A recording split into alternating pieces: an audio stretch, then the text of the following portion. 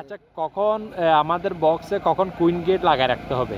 মৌমাছির ঢোকানোর পর, তারপর মধু নেওয়ার পর, আর বৃষ্টি বৃষ্টি হলে যেমন না বর্ষাকালে আর কি, ডার্ক মৌসুমে। কুইন গেট লাগাতে হয়। হ্যাঁ, এরপর বক্স পরিবর্তন করলে হ্যাঁ, বক্স পরিবর্তন করলে কুইন গেট লাগাতে হয়। আর কখন কুইন গেট খোলা রাখতে হবে? কুইন গেট পুরুষ পুরুষ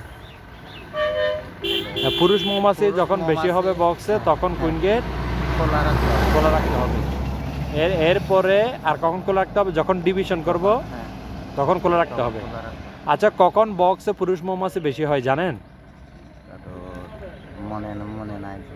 আচ্ছা, যখন রানীর ডিম দিবে এর আগে পুরুষ মৌমাছি বেশি হয়, ঠিক আছে? হ্যাঁ, আরেকটা সময় হয় যখন রানী থাকে না, তখন শ্রমিকরা অনেকগুলো ডিম পাড়ে একসাথে, ওই সময় পুরুষ মৌমাছি হয়। ওইগুলো হচ্ছে আসল পুরুষ না, ওগুলো হচ্ছে হিজড়া পুরুষ, ঠিক আছে? এই দুই সময় পুরুষ মৌমাছি বেশি থাকে, ঠিক আছে? হ্যাঁ।